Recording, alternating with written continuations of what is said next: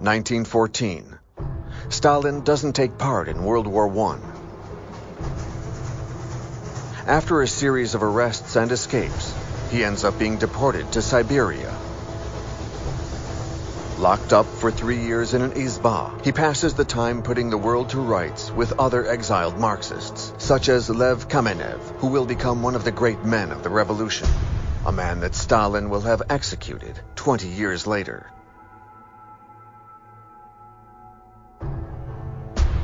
March 12, 1917. Stalin, now a free man, arrives in St. Petersburg, which has been renamed Petrograd after the First Revolution of February 1917, when the Tsar was chased from power. Nicholas II admits, "I was born into unhappiness, and I have brought unhappiness to Russia."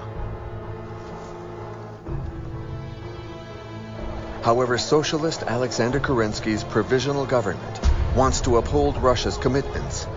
This includes pursuing the war. He needs men.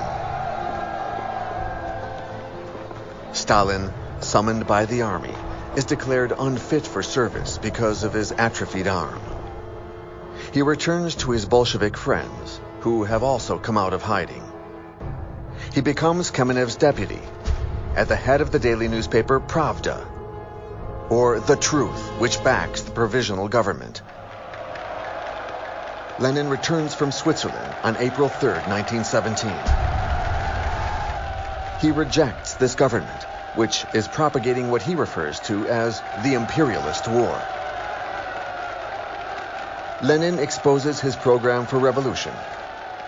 For him, like for Stalin, still in the background, it is time to give all the power to the Soviets, to the worker and soldier councils forming in the cities.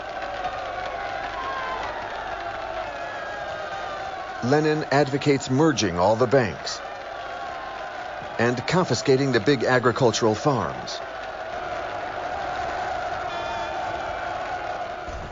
On the front, the enlisted Russian farmers desert the army to participate in this wild redistribution of land.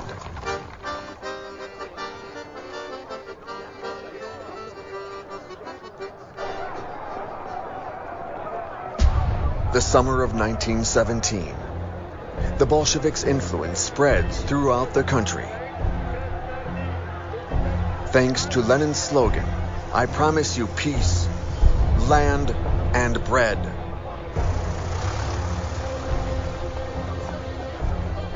Other signs carry more threatening slogans. Down with the provisional government. Down with capitalist ministers. Leon Trotsky, 38, is a brilliant Jewish Marxist intellectual who has returned from exile in Paris and New York. Nothing about him is proletarian. Everything about him is despised by Stalin. Stalin, who is uncomfortable in public, envies his talent as an orator. Trotsky is skilled at rallying the crowds to the Bolshevik cause. So Kerensky, head of the provisional government, decides to get rid of the Bolsheviks. He launches a widespread police raid. 800 Bolsheviks are arrested, including Trotsky and Kamenev.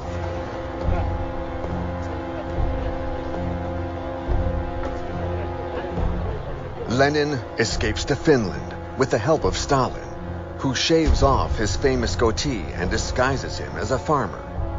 Stalin stays behind. He becomes Lenin's messenger and gains in importance. Tension in the country is accentuated by the impending winter, making it an easy target for strikes and famine. After a 3-month absence, Lenin decides to return to Petrograd to kick off an insurrection.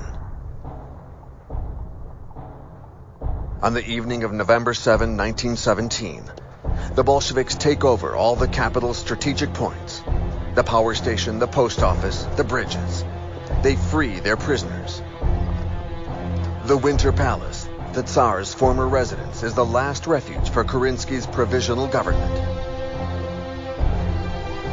A battalion of young women are the only troops left to defend the palace. The garrison's starving soldiers have left in search of food. the cruiser Aurora, siding with the revolutionaries, fires a blank shot. This is the signal to launch the assault on the Winter Palace. The 140 heroic young women defend the palace to the bitter end. The Bolsheviks capture the members of the provisional government. Kerensky, their leader, manages to escape to America for a long exile. This coup d'etat is known as the October Revolution in reference to the former Russian calendar. The actual date is November 7, 1917. The Bolsheviks are in power. Lenin forms his government. This Soviet reconstitution reproduces period footage, showing Lenin in his usual stance with acute short-sightedness of the right eye.